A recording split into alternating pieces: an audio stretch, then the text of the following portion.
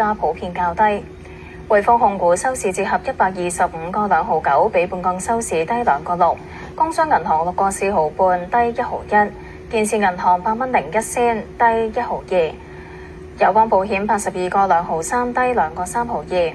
港交所393個4，低9個3毫8。騰訊控股517個2毫4，低33個2毫半。阿里巴巴131個6毫9，低6蚊。吉利汽車19個1毫4，高9毫9。金沙中國16個4毫1，低3毫9。長和59蚊09仙，低1個8毫6。上月客運量增加2成4，合共接載超過320萬人次，當中國泰航空佔255萬8千人次，按年增加2成4。